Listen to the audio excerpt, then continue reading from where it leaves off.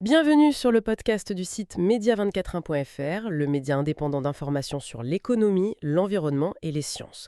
Aujourd'hui, on va s'intéresser à un contrat qui a fait un peu moins de bruit que la vente des Rafales, mais qui pourrait bien être tout aussi structurant pour l'avenir de l'Ukraine. Il s'agit de la vente de 55 locomotives par Alstom. Pour en discuter, nous accueillons notre spécialiste des sciences. Bonjour. Oui, bonjour. En effet, c'est un sujet intéressant. Tout le monde regarde le ciel, mais c'est peut-être sur les rails que se joue une partie de la reconstruction et de la résilience du pays. Alors justement, ce contrat Alstom, sur le papier, c'est quoi? C'est la vente de 55 machines pour près de 470 millions d'euros. Mais ça représente quoi vraiment pour le réseau ukrainien aujourd'hui? Concrètement, c'est une bouffée d'air.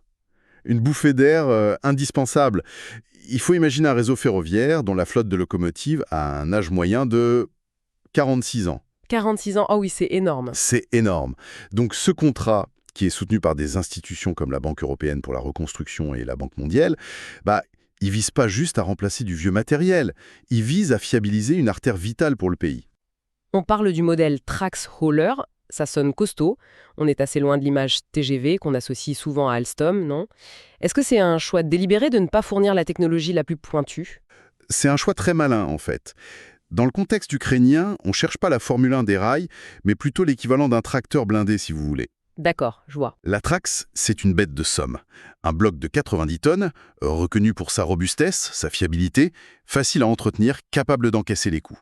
La résilience prime vraiment sur la performance de pointe. La résilience avant tout, donc. Et la production? J'ai vu que c'était assez intéressant aussi. L'assemblage se fait en France, à Belfort, mais d'autres pièces viennent d'ailleurs. Oui, et c'est aussi un point stratégique.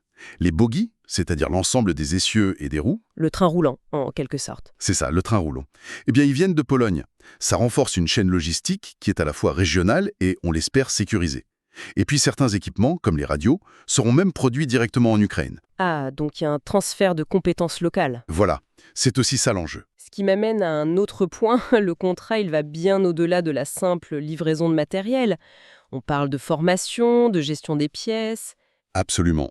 On dirait qu'Alstom ne vend pas juste des machines, mais un système complet. Tout à fait. Et c'est là qu'on voit la vision à plus long terme. Il s'agit de reconstruire toute une compétence, former les conducteurs, faire monter en gamme les techniciens, assurer toute la logistique des pièces de rechange. L'objectif, c'est de rendre le réseau ferré ukrainien plus autonome, plus efficace pour les décennies à venir. On ne livre pas une solution, on construit une capacité. C'est exactement ça. Et là, ça devient fascinant. Parce que si on dézoome un peu, ce contrat il s'inscrit dans un tableau beaucoup plus large. On a Alstom pour les rails, mais la France semble placer ses pions un peu partout, dans tous les secteurs clés, non? Exactement. C'est un véritable écosystème économique français qui se met en place. Prenez l'énergie, par exemple. Schneider Electric travaille déjà avec DTEC, qui est le principal opérateur énergétique privé du pays, pour moderniser le réseau électrique. Et bien sûr, des locomotives électriques modernes, ça a besoin d'un réseau fiable pour fonctionner. Tout se tient. Précisément. Et un réseau électrique plus robuste, ça sert aussi au système de défense fourni par Thales, les radars, les communications. Bien sûr. Et pour que tout ça arrive, ce matériel, et pour que les marchandises du pays puissent être exportées, il faut des ports qui fonctionnent. Et c'est là qu'intervient CMA-CGM. Voilà, l'armateur CMA-CGM qui va rouvrir une ligne maritime directe vers Odessa début 2025. On voit bien la cohérence, hein. L'énergie pour alimenter, la logistique pour transporter et la défense pour sécuriser. Alors, avec cette stratégie d'ensemble, où se situe la France aujourd'hui? Est-ce qu'elle est en passe de devenir le partenaire économique majeur de l'Ukraine? Alors, si on regarde les chiffres bruts des importations, pas encore. D'accord. La Chine et la Pologne sont devant.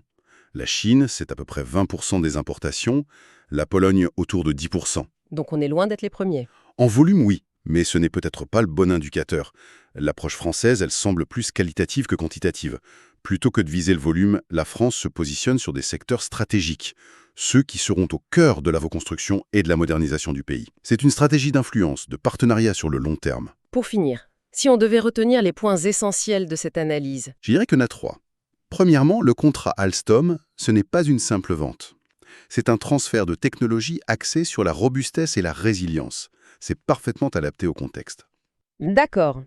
Deuxièmement, cette opération, c'est une pièce maîtresse d'une stratégie économique française bien plus vaste, qui connecte la logistique, l'énergie et la défense.